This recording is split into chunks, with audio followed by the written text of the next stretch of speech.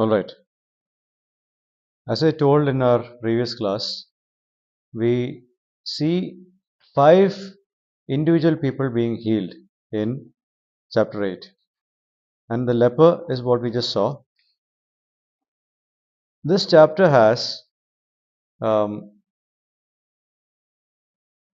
um, three um, three people who are Gentiles and many who are Jews who are healed.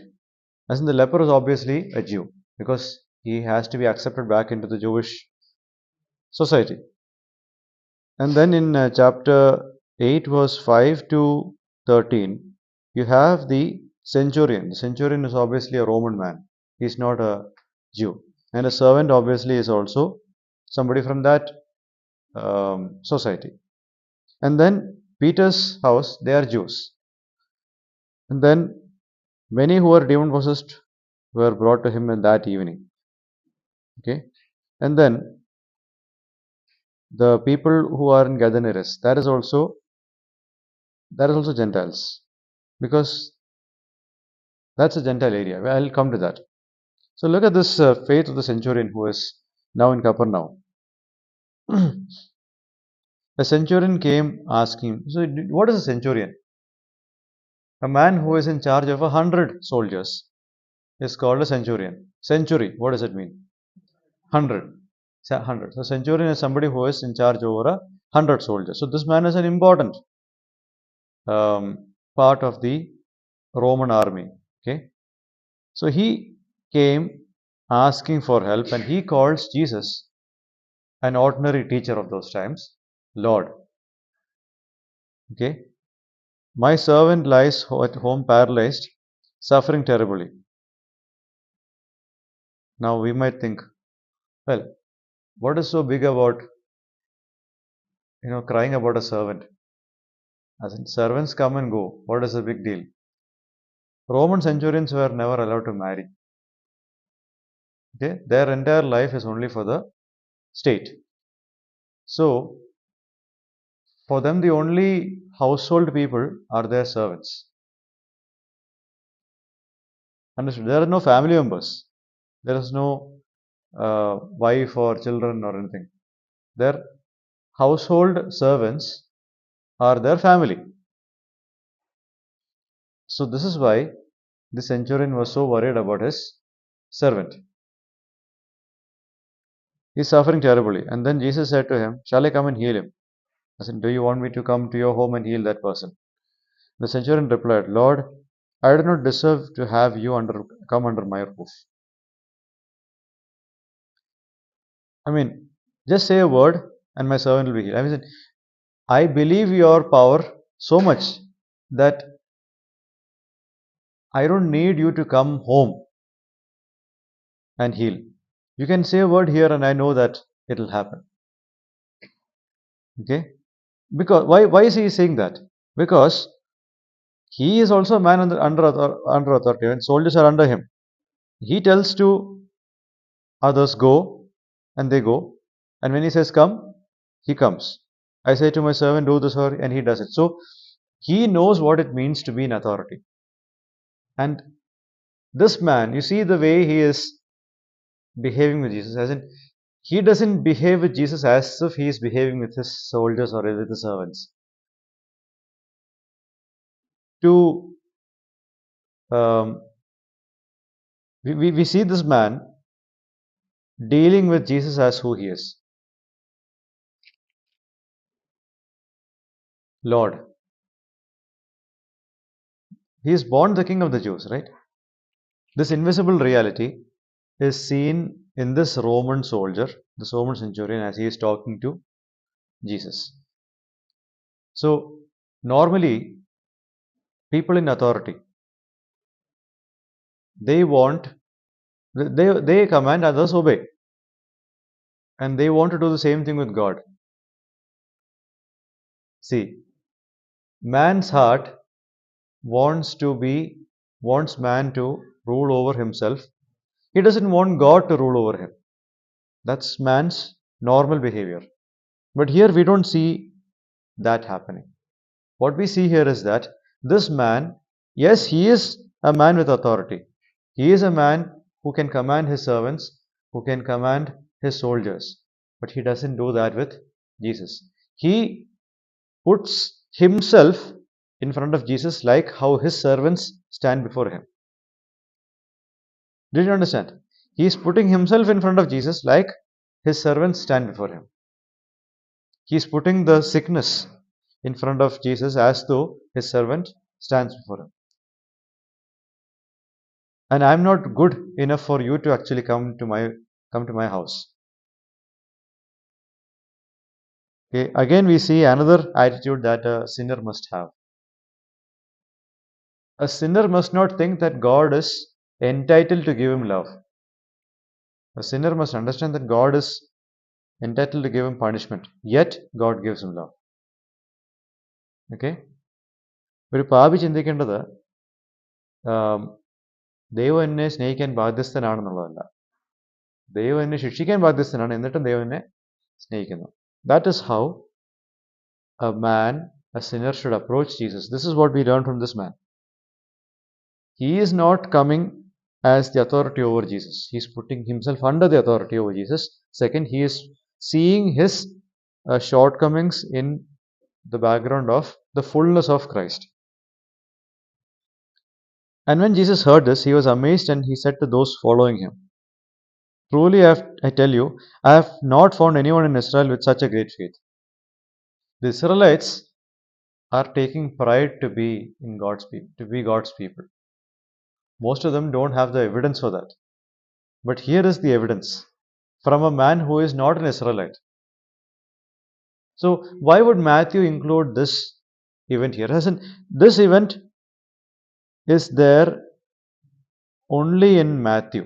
I mean, I don't think it is there in the Gospel of Luke. It is not there in Mark. I know that.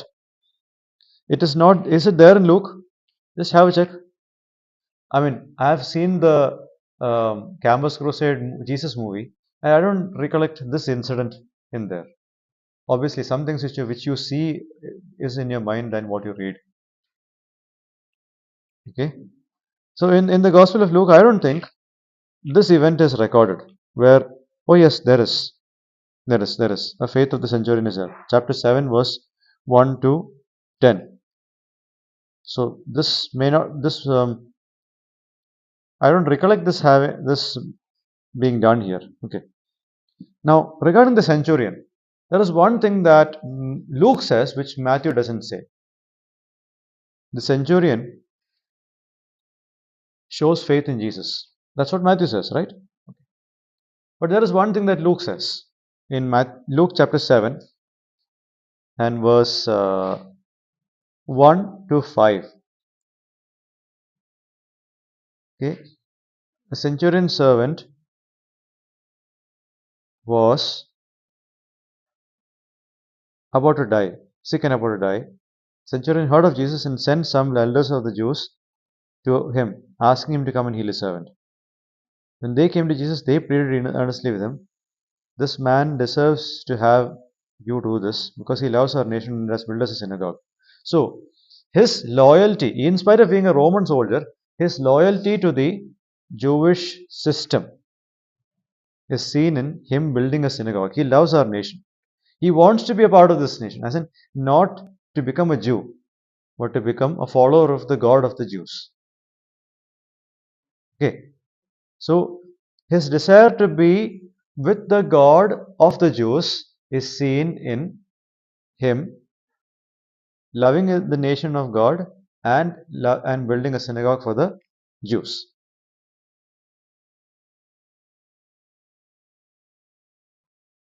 Okay, and the centurion was not far from, sorry, Jesus was not far from the house when the centurion sent friends to him to say to him, "Lord, do not trouble yourself, for I do not deserve to have you come under my roof. That is why I did not consider myself worthy to come to you." So let me ask you this.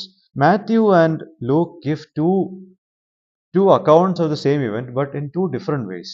In Matthew, the centurion himself is coming. In Luke, it says that the centurion sent the elders of the Jews and his friends. He doesn't come directly. So, which of this is right? This is what happens when you read the Synoptic Gospels. You might think that these are contradictions.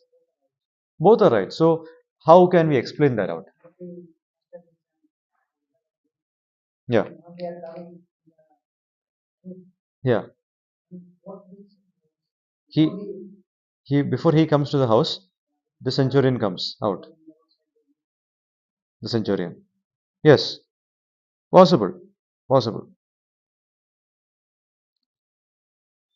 Now, the thing about these two authors, Matthew is an eyewitness, and Luke is writing this from the eyewitnesses. Understood? Luke doesn't have any direct knowledge about what he's writing. He is listening to the eyewitnesses and then making reports and writing his gospel. So, when Luke is writing this, he is making it um, a little more complete by the protocols. As in, see, this is a centurion. Matthew gives a um, little more accurate information. Luke presents the official protocol going along with this. So, a messenger sent from the centurion is as though the centurion himself comes there. Okay. Suppose somebody is coming out, coming here, asking for something. When Sujan is not there, it's either Libin or Libinmon or Tinto who's going and talking to them about something. Okay. So, in the absence of Sujan, these three represent, or one of these three represents while talking. It's as though Sujan came and talked. Did you understand? So, Matthew, being an eyewitness, doesn't record the elders of the Jews and the friends. He doesn't record those. But he wants to present that the centurion himself came under the king. Understood? He wants to present it that way. So Luke records a more accurate picture. Matthew records a picture that goes along with what he has been writing about Jesus. Because the wise men came to Jesus and gave gifts in chapter 2. So in that same way, every authority directly come and talk to Jesus. That's the way in which Matthew is presenting the event. Whereas in actual, Luke, what he writes is the actual happening, where the man sent um, his messengers and the elders of the Jews. Got it? So the event is same. So the event is same here. Okay. Well, faith in Jesus is characterized by one, the desire to be among God's people. That's what this man has done by building a synagogue. Second, faith involves seeing ourselves rightly in light of who Jesus is. Jesus is holy, I'm not holy. I'm not worthy to be receiving God's love. That is that is another thing that should happen in faith. So faith desires creates a desire for us to be with God's people. Faith creates the realistic picture that I should have about me. I am not worthy to be associated with Christ. That reaction or that thinking should be there. You should not be proud about who you are. You should be ashamed about who you are. That's what faith brings out from us. Third, faith requires that you put yourself under the authority of Jesus, not equal to him or above him. Just like what the centurion did. The centurion may be in authority over others, but he's not in authority over Jesus. That's the truth. And that truth must be within their hearts. That's what is being exhibited. And when Jesus said this, Jesus was amazed. In Israel I have not found such true faith. As I said, the Israelites are being proud of them being God's people, Israelites, Jews, children of Abraham. But all of them, most of them, won't even see heaven. Well, what about this man? What was 11? I say to you that many will come from the east and west and will take their places at the feast with Abraham, Isaac, and Jacob in the kingdom of heaven. Which means that the association with the forefathers of Israel will be from people who are not from Israel. Who will be associated with Israel? This Roman soldier is not a Jew. He is a Gentile. But this Gentile, along with many other Gentiles who want to put faith in Christ, they will come and be part of the feast with Abraham, Isaac, and Jacob. Meaning, they will be united. See, the Old Testament saints were in Christ, and so are the New Testament people. The Old Testament people and the New Testament people are all in Christ by faith. Did you understand? Sometimes we think Old Testament people became God's people through obedience and we through grace. No. Everyone from start till the end of history who are with Christ are in there through grace. Outside of that, there is no one. Everyone has connected to God in faith. No one has earned a relationship with God through works. Let's get that straight here. Okay? And so all of these people, many of these people from the east and west who are outside of Israel will come and join Abraham and Isaac and Jacob. The way those people join to God in faith, these people will join to God in faith and they will be in one crowd,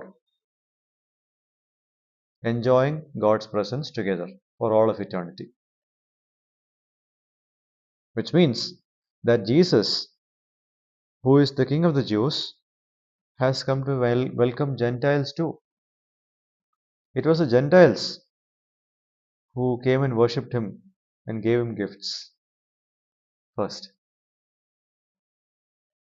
A Gentile is being healed now. A Gentile's faith is being honored, just like a Jew. Do not presume that you have Abraham as your father. God is able to raise up children from these stones.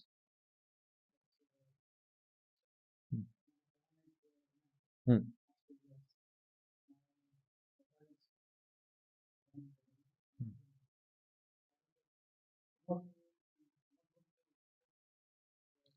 The bread of the children to the dogs. Hmm.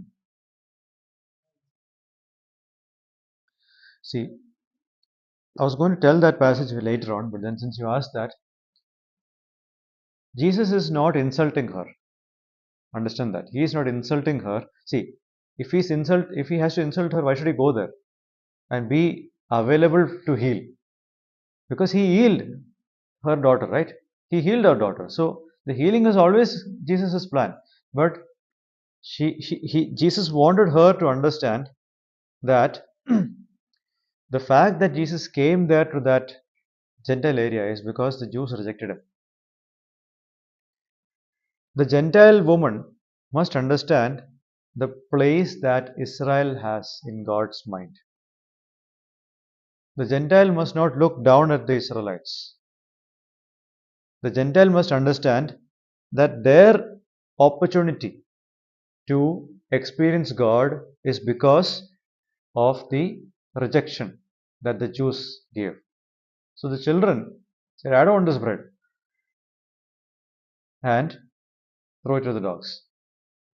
But the Gentiles, for whom they haven't had enough exposure to God, they welcome that interaction much more in a loving manner than the Jews. See, the way the Samaritans welcomed Jesus, that he stayed 2 days over there, the way this centurion is pleading with Jesus, the nobleman's son in chapter 4 of John, 4 verse 43 to 54. Okay, then the people in Decapolis who were hung, who were listening to Jesus Christ's words for 3 days without food. They were so interested. So these Gentile people, for them, Jesus coming and visiting them is a lottery. It's a very rare occurrence, and they must understand that it's because the Jews have rejected the king that the plan of salvation comes to them. So the plan of salvation from God is that everyone will be saved. So through every people from every tribe, every nation will be saved, and the medium for that is the Jews. But how is that happening? The Jews' rejection causes the Gentiles to be brought in. That's the plan. Okay, the Jews' rejection will cause the Gentiles to be brought in. That's the thing which is being mentioned in here. So, uh, the woman was told like this by Jesus because the woman needed to know that Jesus is still the son of David.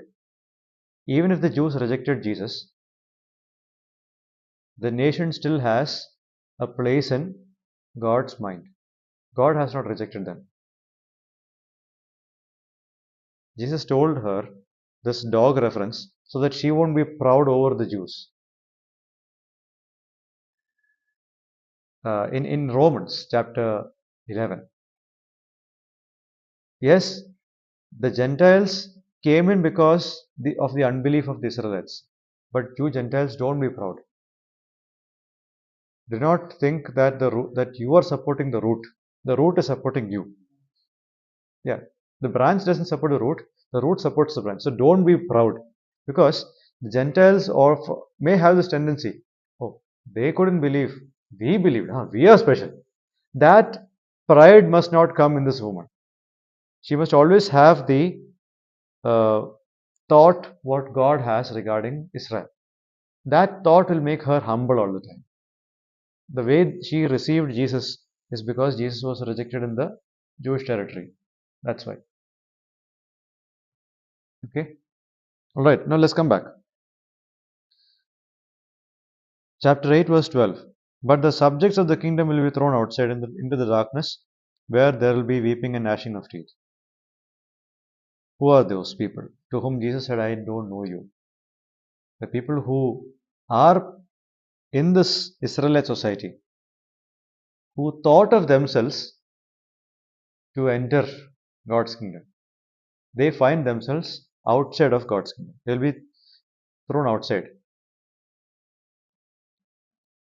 They'll be thrown outside. They didn't lose their salvation. They didn't have any. No one loses salvation here. Okay. And then Jesus said to the centurion, Go, let it be done just as you believed it would. And the servant was healed at that moment. The moment in which this person spoke to Jesus. And then Jesus came to Peter's house. He saw Peter's mother-in-law lying in bed with a fever. He touched her hand, and the fever left her, and she got up and began to wait on him. Now, some people jokingly say that Peter denied Jesus because Jesus healed his mother-in-law.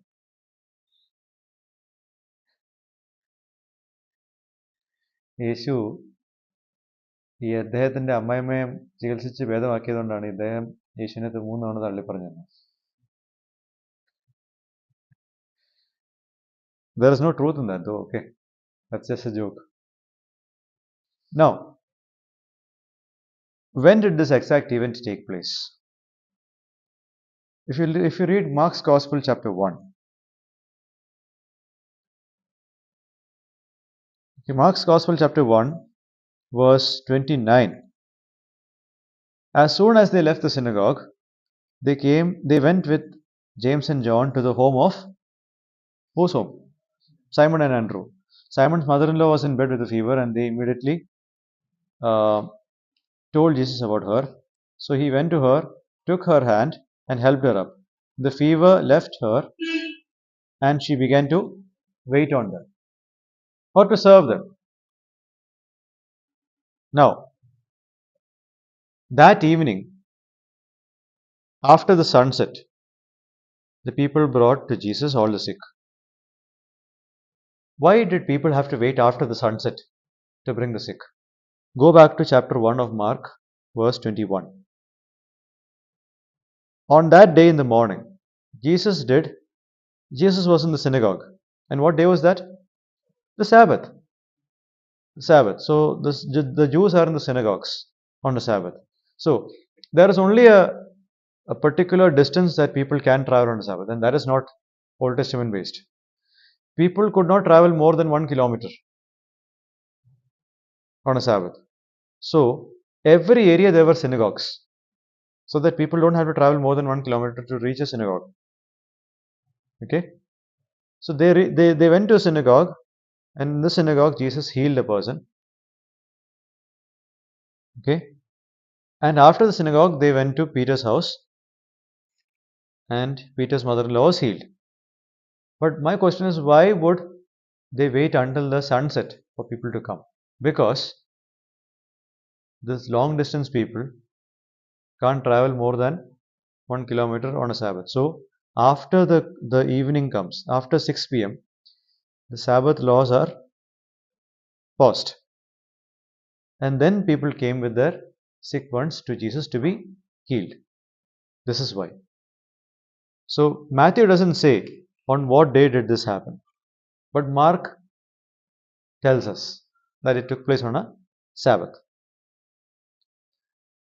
So many people were brought to him, many who were demon possessed were brought to him, and he drove out the spirits with a word and healed all the sick. So Jesus is showing his authority over sicknesses from a far distance. Jesus is showing his authority over fever, over demon possession, just by a word. And all of these things are to fulfill what the prophet Isaiah spoke. He took up our infirmities and bore our diseases. Isaiah 53, verse 4. Okay. Now, in chapter 8, between the next healing, there are two incidences where Jesus is going to talk and do some other miracles. So let's look at verse 18 to 22. And so when Jesus saw the crowd around him, he gave orders to cross to the other side of the lake. Then a teacher of the law, before they started the journey, a teacher of the law came to him, Teacher, I will follow you wherever you go. How did he call Jesus? Teacher. Teacher. Whereas, look at how the leper and the centurion called Jesus Lord. See the difference? So the difference is evident in the answer that Jesus gives in verse 20. Foxes have dens and birds have nests, but the Son of Man has no place to lay his head. So, Son of Man title, what is so important about that? Daniel 7, verse 13 and 14. Now, have you heard people saying this? Jesus is the Son of God because he is God, and he is the Son of Man because he is man. Have you heard that? The Son of God became the Son of Man. See, we should understand one thing here. The Son of God reference is a phrase given to anyone who was God or anyone who was the king of Israel. Psalm 2. I made you read that, right? in chapter 4 of Matthew. I'll tell you of the decree, you are my son, today I have begotten you.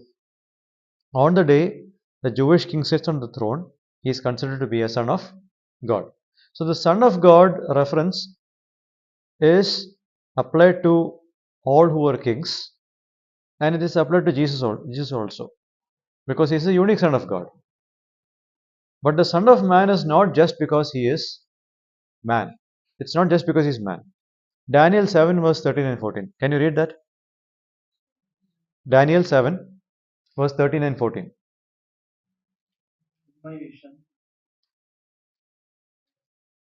At night. Hmm.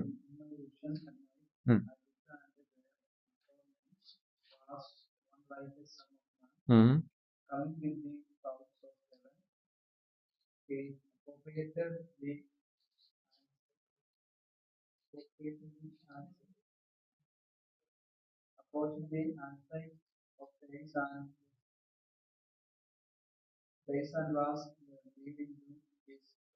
Hmm.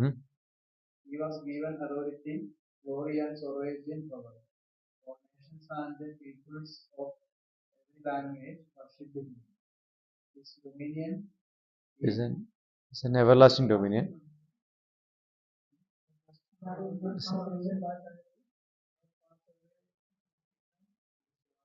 Never be destroyed. So the Son of Man title is not just about a man. It's about somebody who is coming in the clouds, who is in authority over the heavens. This is somebody who is having an eternal kingdom. His power is eternal. All nations, peoples, and tribes worship him. So he is not an ordinary person. This scribe calls Jesus teacher. Jesus calls himself what? The Son of Man. So, did you understand? Okay. What this man called Jesus and what Jesus called himself is to be made clear. Let's pause that.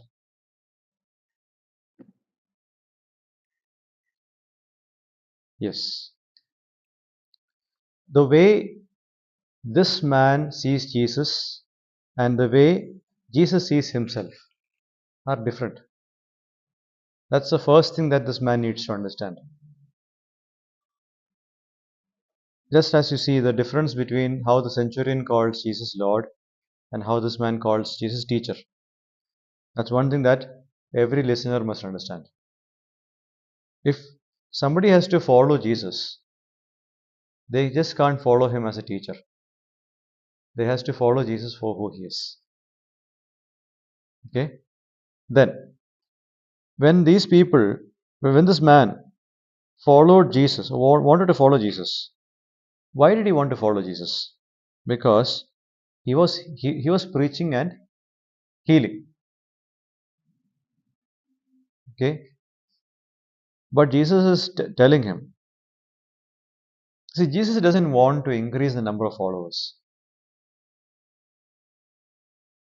Today's modern missionaries or evangelists, they want more number of people. Whereas Jesus doesn't think about more numbers. He thinks about the quality of those who follow him.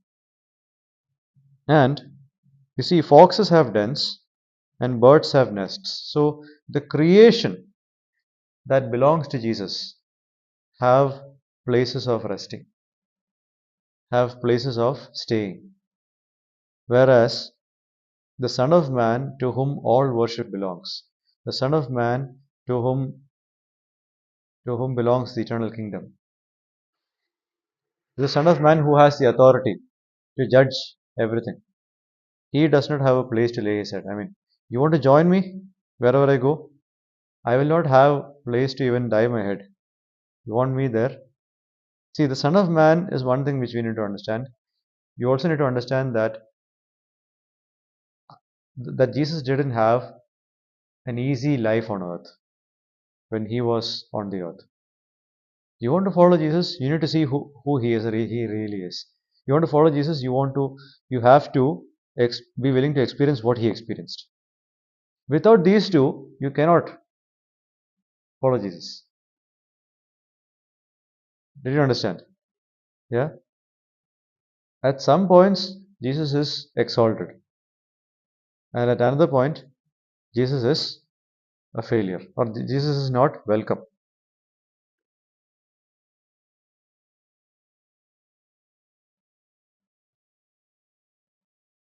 Just pause it. Just pause it. Wait. Okay. Now coming back to chapter 8 and verse 21. And the disciple said to him, Lord, first let me go and bury my father. So this guy is a little better than the teacher who came and asked. Teacher. Okay. So this teacher of the law perhaps wanted more teaching guidelines because Jesus' teaching had little more authority than this guy's teaching. He's a scribe. Okay. So this other disciple came to him, to Jesus, and said, Lord, first me go and bury my father. That's a normal desire, right? As in, it's a genuine need. But look at what Jesus says: "Follow me, and let the dead bury their own dead." Does it look cruel? Kind of, right? Like somebody is wanting to bury his father. Jesus said, "No, you don't go. Let those others bury it. Bury it." Why is it actually doesn't look cruel? I'll tell you why. When a person's father dies, that's when the property is divided in the Jewish system. So this man wanted that share which belonged to him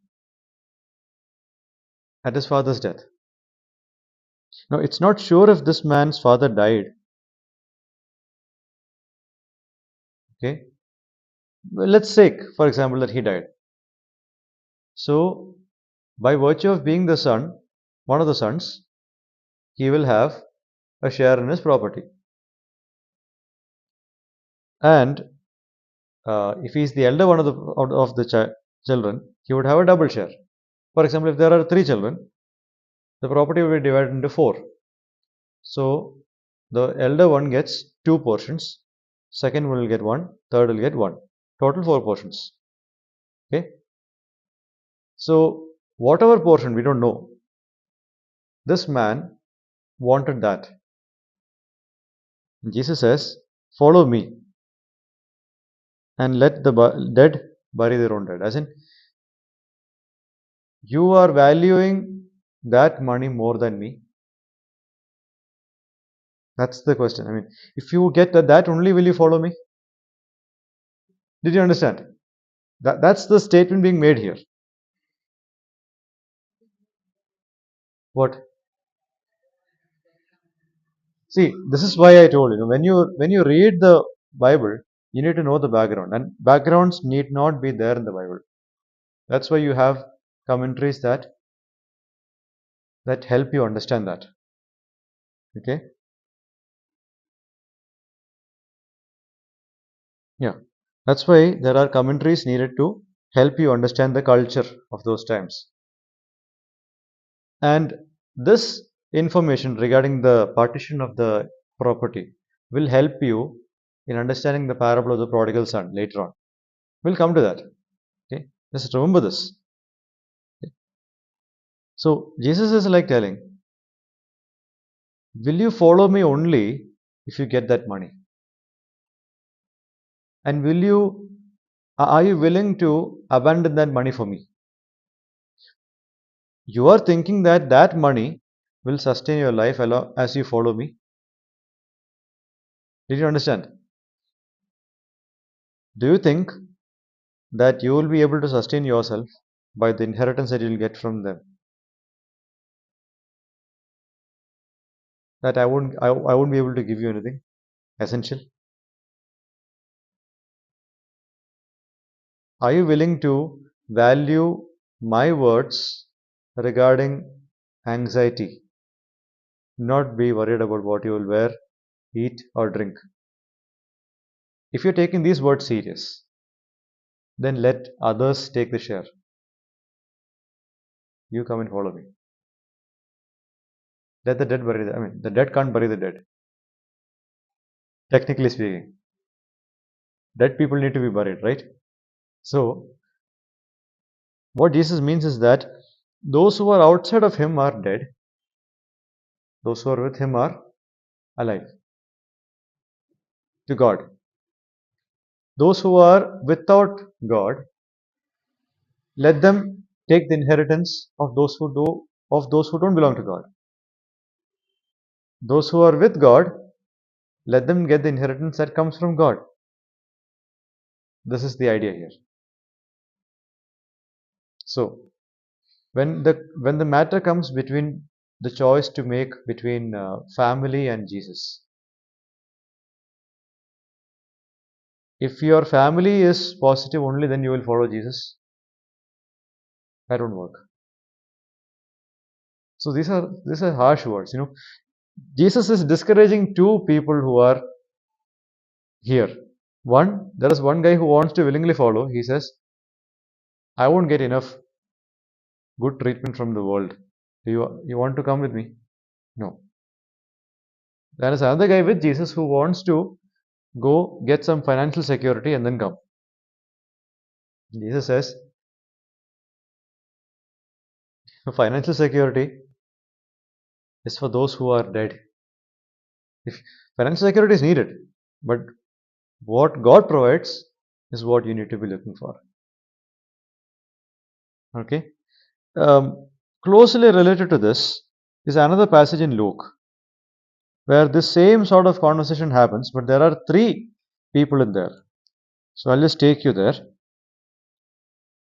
Luke's Gospel and chapter 9, verse 57 to 62. So the first two parts, the first two people are mentioned. We already mentioned that. A man said to him, "I'll follow you wherever you go." That was a scribe, the teacher of the law. We saw what Jesus said to him. And he said to another man, "Follow me." But he said, "Let me first go and bury my father." Let the dead bury their own dead. As in, you wanted to belong to me, you see me superior to them. You go and proclaim the kingdom of God. From there comes your sustenance. Okay, so you're connecting these two passages and you're getting a fuller picture. This is why we call this synoptic gospels, seeing together. Because we're not just seeing one event or one passage just like that. The same event seen from different angles gives us a bigger picture. Okay. If you have watched cricket, sometimes one angle doesn't tell the correct story, especially when a catch is being taken. They use multiple angles so that there is conclusive evidence for a catch being taken or not taken. So the same way, we also have to see things from a larger perspective. Okay. Then the third person here in verse 61. Still another said, "I will follow you, Lord, but first let me go back and say goodbye to my family." Again, family comes between Jesus and him. What happens if he goes back? Will his family let him to follow Jesus? No. So, no one who puts a hand to the plow and looks back is fit for service in God's kingdom. Anyone who is wanting to serve Jesus or follow Jesus and look back is not worthy to be in God's service. This is the requirement of being a disciple of Jesus. Being a disciple of Jesus is what a Christian is all about. Some people think disciples are mature Christians. Yeah. Some people think that out of maybe 100 church members, only a few are disciples, others are immature Christians. No, no, no. There is no such thing like that. Jesus has children, his siblings who are disciples. There is no segregation of disciples and non-disciples. Children who are disciples, children who are not disciples. There is no division like that. All of God's children are all of God's sons' disciples. There is no division like that. And if you are a true disciple, these are the things that we need to keep in mind. Be willing to be treated as the world treats Jesus. Be willing to see Jesus as God. Be willing to see Him more valuable than your own family members. Be willing to see Him more valuable than money. These are things which you should not forget. So we'll continue with chapter 8 next week. Okay? No, not next week.